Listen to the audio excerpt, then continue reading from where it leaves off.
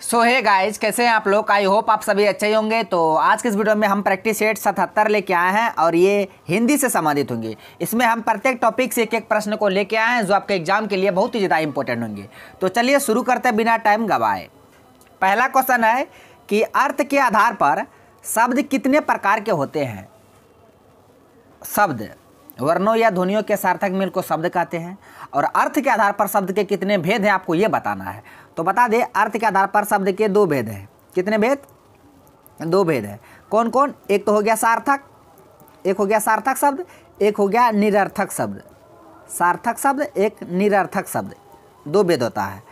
सार्थक शब्द किसे कहते हैं? जिसका खंड या टुकड़ा करने पर कोई अर्थ निकले उसे सार्थक, और जिसका कोई अर्थ ना निकले उसे निरर्थक। जिस तरह अगर हम विद्यालय लिखते हैं तो विद्यालय का अगर खंड करेंगे तो विद्या जोड़ आलय, विद्या जोड़ आलय यानी कि विद्यालय।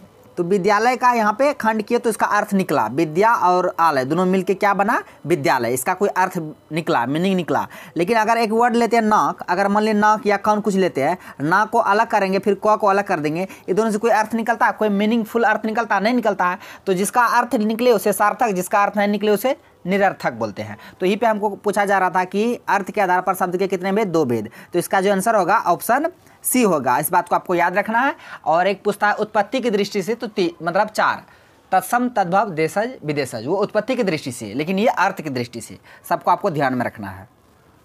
नेक्स्ट है कि प्रत्येक शब्द में कौन सा उपसर्ग है। उपसर्ग जो शब्द के पहले लगकर उसका अर्थ बदल दे उसे उपसर्ग कहते हैं, और प्रत्यय जो शब्द के अंत में लगकर उसका अर्थ बदल दे उसे प्रत्यय कहते हैं। तो वही आपको बताना है कि प्रत्येक में कौन सा उपसर्ग है, यानी कि पहले। तो अब पहले हम प्रत्येक देखिए, प्रत्येक का अगर संधि विच्छेद हम लोग करते हैं तो प्रत्येक का संधि विच्छेद होता है प्रति जोड़ एक, प्रति धन एक, यानी कि प्रत्येक। इसका ये होता है। अब आपको बताना है कि प्रत्येक में उपसर्ग क्या है। प्रत्येक में उपसर्ग प्रति हो गया और प्रत्यय एक हो गया। तो यहाँ पे परव भी दिया हुआ। बहुत सारे स्टूडेंट यहाँ कंफ्यूज कर जाएंगे, परव मार दे क्योंकि शुरू में परव है ना। तो एक एक तो मारेंगे नहीं, लेकिन परव प्रति में मतलब मार सकते हैं। तो बता देना है आपको कि प्रत्येक में संधि विच्छेद क्या होता है? प्रति जोड़ एक, अब प्रति आया पहले तो ये इसमें जो उपसर्ग होगा वो प्रति उपसर्ग होगा। अगर इसी में प्रत्यय पूछता तो एक प्रत्यय हो जाता। ठीक है। उसी तरह एक वर्ड हम लेते हैं, मान के चलिए हिमालय। हिमालय, हिमालय में पूछेगा कौन सा उपसर्ग है, तो हिमालय का पहले हम संधि विच्छेद कर लेंगे। हिम जोड़ आलय अर्थात हिमालय। तो इसमें उपसर्ग क्या है? हिम है, और प्रत्यय क्या है? आलय है। तो इस तरह से आपको देखना है। नेक्स्ट क्वेश्चन है कि अवनी का विलोम शब्द है। वर्ड है अवनी, इसका आपको विलोम बताना है, नहीं उल्टा बताना है। तो अब अवनी का पहले मीनिंग आपको समझना पड़ेगा। अवनी का मतलब होता क्या? अवनी ये जो है ये धरती का ही पर्यायवाची शब्द है। धरती बोलिए या पृथ्वी बोलिए, अवनी। तो आप बताना कि अगर धरती देता तो धरती का तुरंत हम लोग मार देते आकाश, आसमान, पृथ्वी का है ना, आकाश आसमान। लेकिन वहाँ पे उसी का पर्यायवाची दे दिया, अवनी दे दिया। अब बहुत सारे स्टूडेंट अवनी का मतलब क्या होता है वो जानते ही नहीं होंगे, वो और कंफ्यूज कर जाएंगे। तो इसलिए अवनी का अर्थ पहले आपको समझना पड़ेगा। इसका अर्थ होता धरती या पृथ्वी।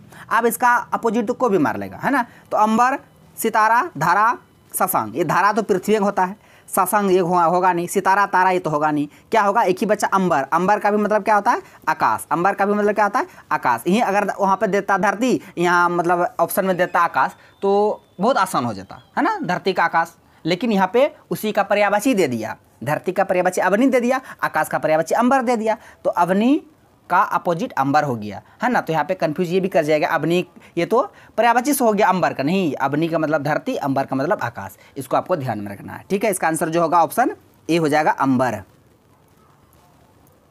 नेक्स्ट है कि खरा। खरा का विलोम शब्द क्या होगा, है ना। वर्ड है खरा। खरा सुन मतलब आप लोग सुने होंगे ना, खरा सोना की तरह है। खरा सोना यानी कि शुद्ध, असली, है ना। इसका मतलब एक तरह का मान लीजिए असली, खरा सोना पूरा शुद्ध असली है। तो इसका उल्टा क्या होगा? साफ होगा? ही नहीं होगा।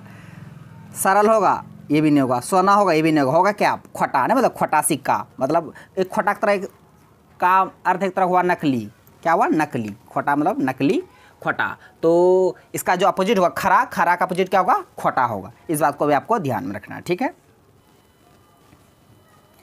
नेक्स्ट वर्ड है कि हस्ताक्षर का बहुवचन। हम देख रहे हैं प्रत्येक जो चैप्टर है उससे एक एक प्रश्न लेके आए हैं। तो इसमें आपको बताना है हस्ताक्षर जो वर्ड है इसका बहुवचन, है ना। तो हस्ताक्षर बता दे, इसका बहुवचन नहीं होता, खुद ये बहुवचन वर्ड है। हस्ताक्षर खुद एक बहुवचन है। हस्ताक्षर हो गया। हस्ताक्षर होगा नहीं, हस्ताक्षरों इन हस्ताक्षरों ये तो होगा नहीं, तो इसका जो आंसर होगा ऑप्शन डी होगा, इनमें से कोई नहीं, क्योंकि हस्ताक्षर खुद एक बहुवचन है, इसका बहुवचन मांग रहा है। हस्ताक्षर बहुवचन, हस्ताक्षर का बहुवचन होगा ही नहीं, क्योंकि इसलिए नहीं होगा, ये खुद बहुवचन है क्या, हस्ताक्षर। जिस तरह प्राण, प्राण जो वर्ड है ये भी बहुवचन है, इस बात को आपको ध्यान रखना है ना, इसका बहुवचन नहीं बनेगा, प्राण का हुआ, हस्ताक्षर हुआ, इस वर्ड का बहुवचन नहीं बनेगा, क्योंकि ये सब वर्ड ही है बहुवचन। क्वेश्चन है कि अष्टाध्यायी किसकी रचना है। ये संस्कृत व्याकरण की पहली पुस्तक है अष्टाध्यायी, और इसकी रचना किसके द्वारा किया गया था आपको यह बताना है। पाणिनि, प्रेमचंद, वाल्मीकि, वेदव्यास। तो इसका जो आंसर होगा पाणिनि होगा। क्या होगा, पाणिनि अष्टाध्यायी के लेखक है। इसका जो आंसर होगा ऑप्शन ए होगा, और संस्कृत व्याकरण का पहला पुस्तक था अष्टाध्यायी, इस बात को आपको याद रखना है।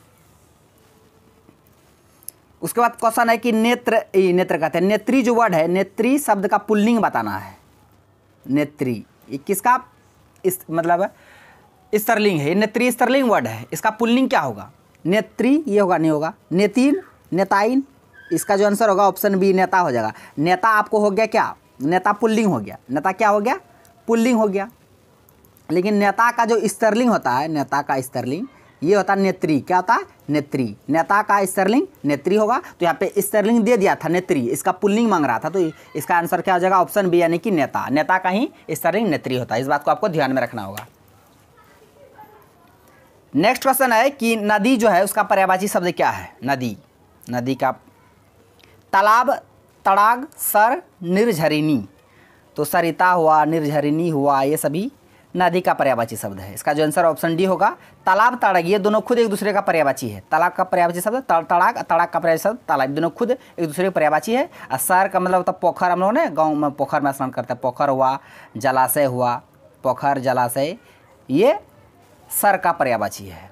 ठीक है, यहाँ पे हमको नदी का पूछा जा रहा था, तो इसका आंसर ऑप्शन डी हो जाएगा, निर्झरिणी। क्वेश्चन है कि भ्रष्टाचार का संधि विच्छेद क्या होगा। भ्रष्ट जोड़ चार, भ्रष्टा जोड़ चार, भ्रष्ट जोड़ आचार, भ्रष्ट जोड़ आचार। तो बता दें भ्रष्टाचार जो वर्ड है इसका संधि विच्छेद होगा भ्रष्ट जोड़ आचार। भ्रष्ट जोड़ आचार ये दीर्घ संधि है। ये कौन सी संधि है, दीर्घ संधि है। संधि वैसे तो तीन भेद है संधि के, स्वर संधि, व्यंजन संधि, विसर्ग संधि। दो वर्णों के मेल से जो विकार उत्पन्न होता है उसे संधि कहते हैं। तो यहाँ पे भ्रष्टाचार का जो संधि विच्छेद होगा भ्रष्ट जोड़ आचार, तो इसका आंसर होगा ऑप्शन सी, यानी कि भ्रष्ट जोड़ आचार। इस बात को आपको ध्यान में रखना है। यह आ गया हरी हरी, इसको आपको कहाँ पे देना है आप सभी को पता ही होगा, कमेंट बॉक्स में। पीयूष जो है, पीयूष वर्ड, इसका विलोम शब्द क्या होगा, उल्टा। पीयूष का मतलब भी आपको समझना पड़ेगा, पीयूष का मतलब होता क्या है, तभी ये इसका आंसर आप लोग को पता चलेगा। तो पीयूष का आपको विलोम क्या होता है, आपको इसका आंसर कमेंट बॉक्स में देना होगा। ऑप्शन में दिया क्षीर, नीर, अमृत, विष, जो होगा इसका आंसर को सही आप लोग को कमेंट बॉक्स में देना, हम सबको रिप्लाई करेंगे। तो फ्रेंड्स आज का क्वेश्चन बस यहीं तक था, सारे क्वेश्चन को विद कॉन्सेप्ट के साथ बता दिए। आई होप आपको वीडियो पसंद आया होगा। यदि वीडियो पसंद आया तो मेरा वीडियो को लाइक कीजिए तथा मेरा यूट्यूब चैनल कर दीजिए, सड्डा को सब्सक्राइब करें और बेल आइकन को भी हिट कर दीजिए, ताकि हर एक लेटेस्ट वीडियो का नोटिफिकेशन तुरंत आप तक पहुँच जाए। थैंक्स फॉर वॉचिंग वीडियो, धन्यवाद। अब मिलते हैं नेक्स्ट वीडियो में नेक्स्ट टॉपिक के साथ, तब तक के लिए जय हिंद।